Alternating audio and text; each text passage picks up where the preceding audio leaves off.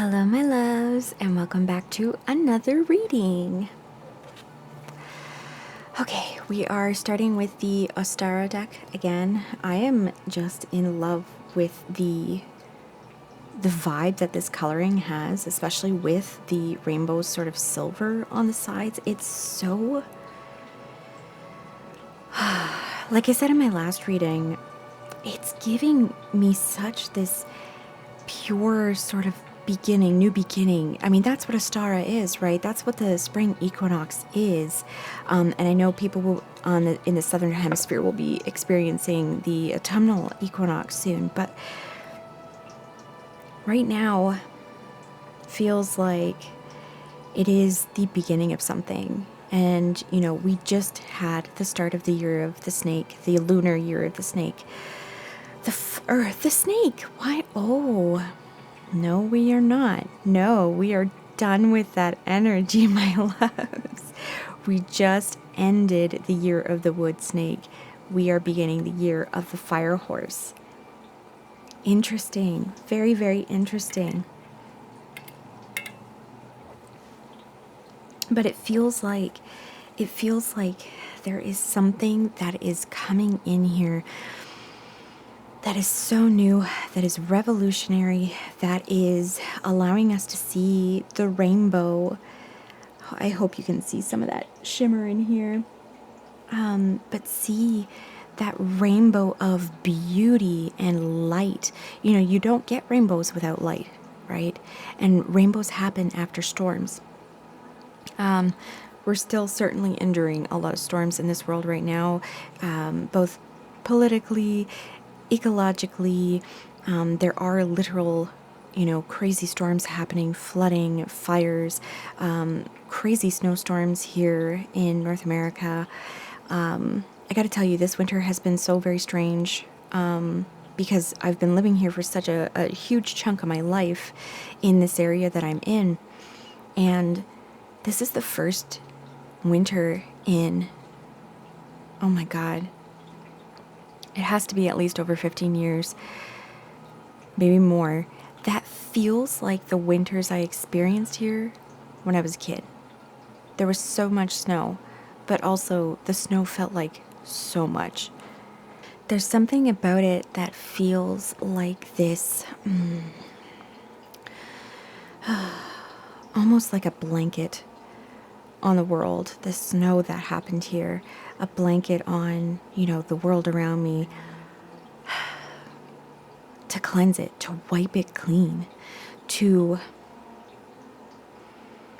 do the freeze and thaw that winter is about, that helps things decompose and become fertilizer for the earth. That is what it's felt like. And what's coming this new year, we have the equinox coming up soon, the start of Aries, which is the zodiacal new year, coming soon. I know we're just into Pisces, and I'm not like disregarding Pisces or anybody with a Pisces birthday, but we're coming into this. Shit just feels really different right now. This week has felt so different from last week. And yet, all the things that have been fomenting, that have been percolating and happening since the last the last eclipses in September, it feels like there's new clarity on that now. All the things that have been happening in these last 6-ish months, 5 months. 5 months, is becoming revealed. The light of the sun is coming to reveal it. And the coloring of this, back for the deck is giving me that very pure sort of sunlight of spring starting to really illuminate things, starting to reveal plants, right? The plant life as its heat and its light calls the plants from the earth to spring up anew. there's some very interesting energy happening, and I hope that you've been feeling it too. It is making me very hopeful, even though, again, I know that it is going to be a sort of, I'm seeing this egg here on the back of the deck, these little eggs. They have to be cracked open in order for what's inside to come out. And it's not by anything external that is going to crack them open. It is something internal that is going to crack us open. So let's get started with the Ostara deck.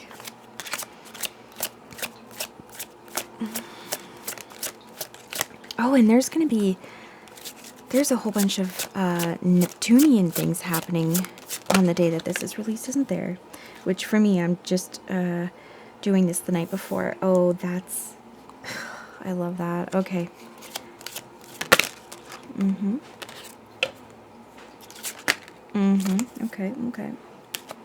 Okay. So what we have here to start is the spring hike. And this is hilarious because just this past weekend, I was hanging out at a friend's house. And I had been thinking it last week, but I was like, hey, once the weather is nice, would y'all be interested in going for hikes, being out in nature and being together and just enjoying sort of being... I mean, I didn't say this part, but for me, this is what it is. Enjoying being a part of the earth. And here's that egg cracking, okay? Here's that egg. I mean, it's not cracking in here, but here's that same egg. So I had just asked them this. They definitely wanted to do it. A little reluctant, a little bit, some of them, because they do work on their feet all day. So I can understand them not wanting to go as often. But one of my friends was like, oh, yeah, I'll go more often. And then, we can go on walks during the week or whatever, and we can go on the weekends or whatever. Because I usually like to have a walk, usually every evening, especially once the weather is just beautiful outside and the trails are all lovely and you can watch the changing of the season happen. I just love it. I love being out in nature. A horizon of possibilities welcomes the curiosity of your soul. Yes. Go be in nature. Go experience what it is to be a part of this natural world again. We are so disconnected. Our society has made us so disconnected from the fact that we are part of a living, breathing ecosystem, that we are actually part of that. We don't rule over it. Of course, humans have caused a lot of destruction over it, but there's so much movement to be back in... tandem is not quite the word. Be back in balance, be back in touch, be rooted back in to the fact that we are part of these ecosystems that we live within. From the very micro ecosystems of just where exactly we live to, the city or town, to, the province, the territory, or the country, to the entire earth. We are part of this. We are an expression of the land that we live on. And how can we be better expressions of that land, if we are not connected to it? We are made from the land. We are made from stardust, but our planet is made from stardust.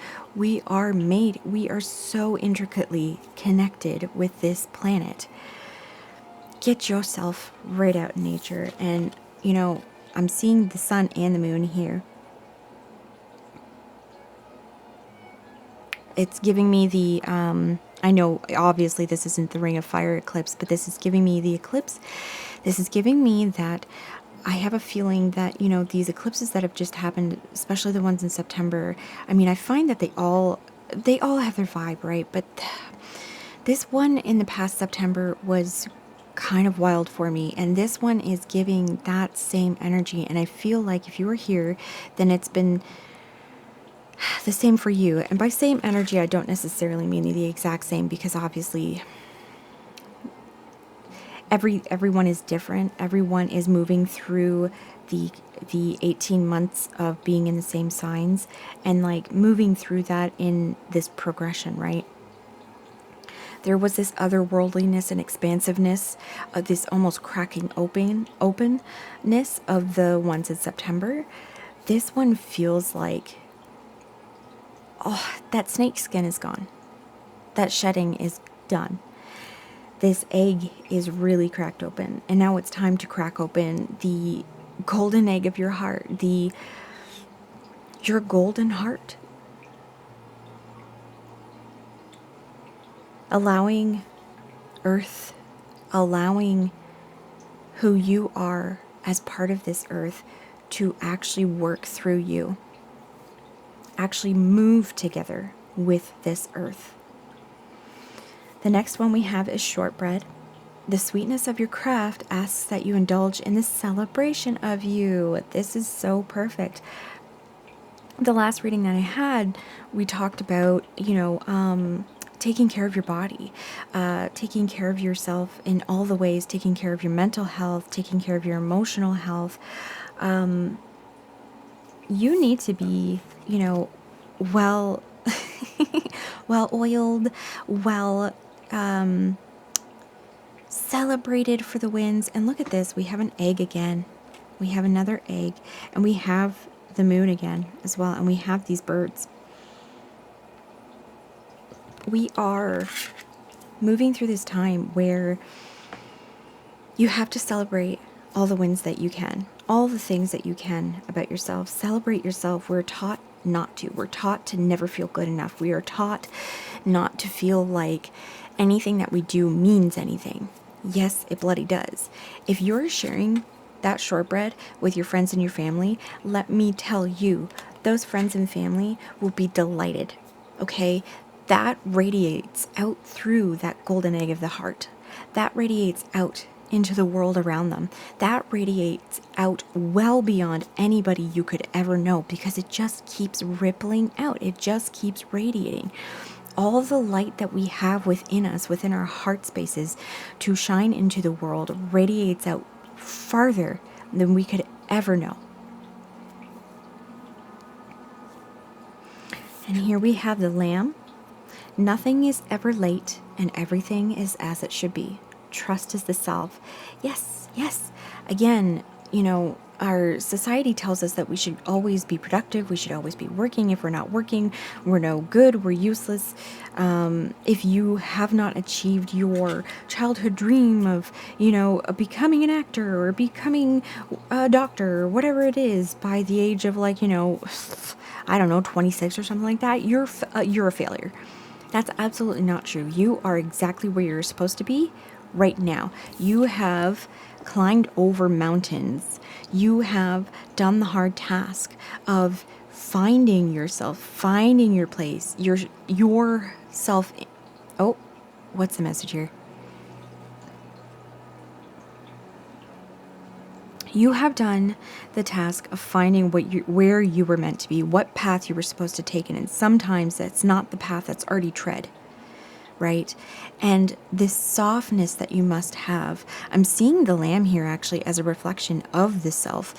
We must hold our inner, oh, this is beautiful. We must hold our inner child self with us always in softness. Through, the rain, through the mountains, we must hold them and keep them warm, keep them safe, and honor what it is that they saw for us. Even if that has changed, even if your dreams have changed, I didn't always want to be a singer. It first started with I wanted to be a doctor and then a marine biologist with Free Willy. But then when somebody had told me, my grandpa had said in church one day, I think to my mom, something like, oh, Mia can really sing. That's when it was clicked in, because somebody had said something. So you, as the older person here, see your inner child, see who it is that they are, see what it is that would light them up so that you can be that beacon in the night. You can be that beacon shining forward, that light that you carry. that also can shine on other people and other people's inner child. And I'm also hearing, we see these flowers here in her sleeves. Like, be playful with it. Just be so playful. Remember joy. Remember the joy of self-discovery. And remember that you can still self-discover. Remember the joy of learning and building skill and seeing how far you've come. I especially think of, like, you know, drawing, because I like to draw as a kid as well. And, like, I remember the progression of, like, I drew a cover to a notebook or something like that in grade 3 of Hocus Pocus, of the three witches, the three sisters. And I loved that. And then, you know, I got into drawing Sailor Moon because I was obsessed with Sailor Moon at that time. And then going from that to, I think it was either grade 6 or grade 7, where I, like, unlocked shading. And I drew Shania Twain and Faith Evans on the albums that were out at that time. And I was just so amazed by what I could do. I was so amazed by the growth of the inner child self into somebody who is more skilled into, you know, who I am now or whatever, but who I am at that point too. It's such a revelation to be mindful and watch yourself grow. Also, calling back to journaling, very much keep up with your journaling, okay? Keep up with your journaling and celebrate the things that you are accomplishing. Even if they feel small. Nothing is small. Everything, again, radiates so much outward from you. All right, let's get some tarot up in here. Or do I want actually? I'm actually feeling called to the Alchemy of the Spirit deck here. All right, what else do we need to know?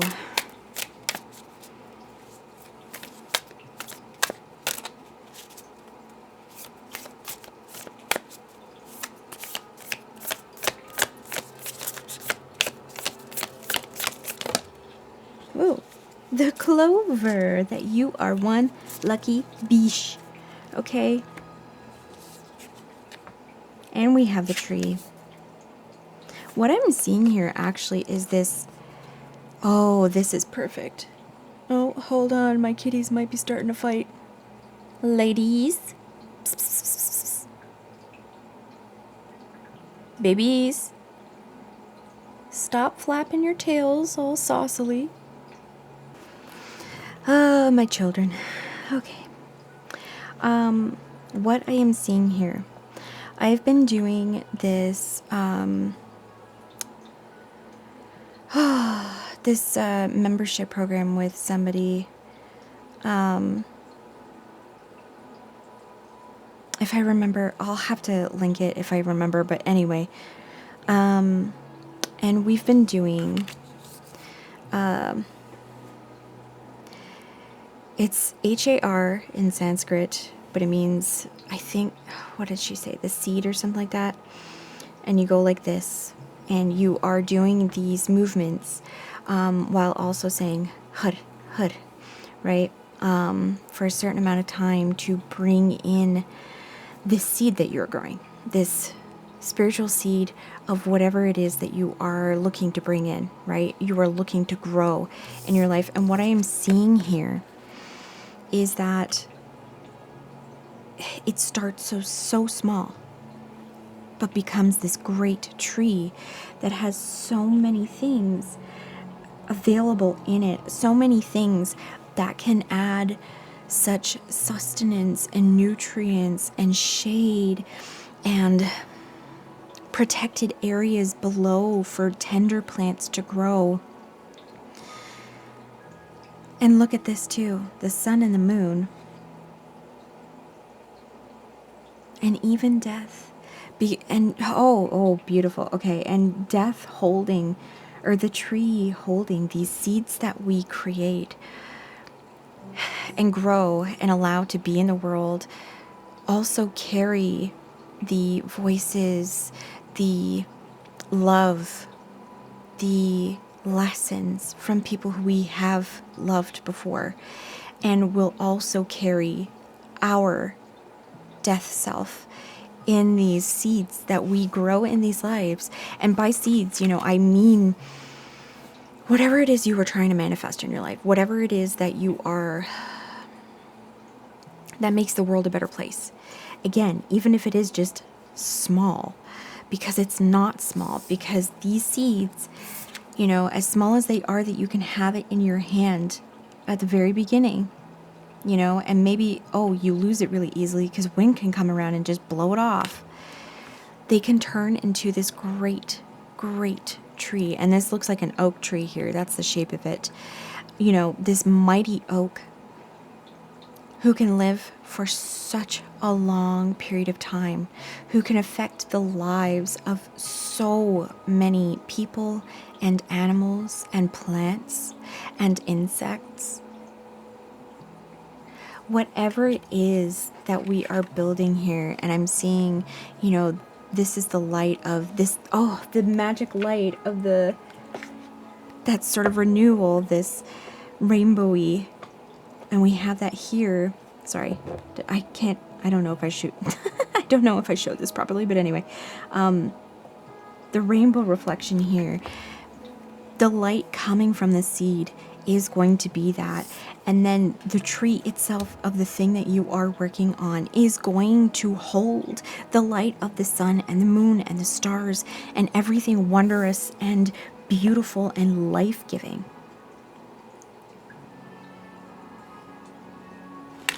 I think that's the message, my love. This is beautiful. I love this energy so much. Oh, and again, here we're recalling the mountains that we've overcome, to be able to get to this softness with ourselves. From that comes the luck. I'm seeing this now, too, as a reflection of the flowers that she has in her sleeves. My words are going weird.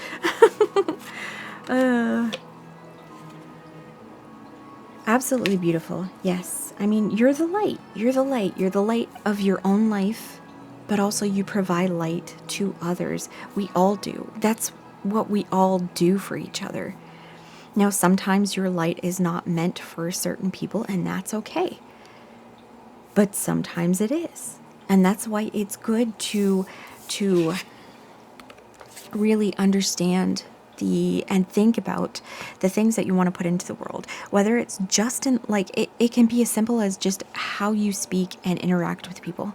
That is a very important thing, because you can change the course of somebody's life, or even smaller, their day or their week or their month, just by being kind, just by trying to sow the seeds of love. The seeds of love have really been around. It's such a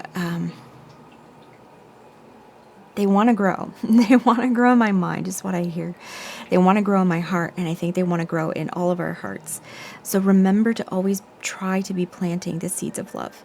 It doesn't mean you're going to be perfect at it. It doesn't mean that people still aren't going to get hurt. It is just a fact of life that we are sometimes going to hurt each other, But if you are always moving within your life with the intention of sowing seeds of love, we create such a beautiful small ecosystem,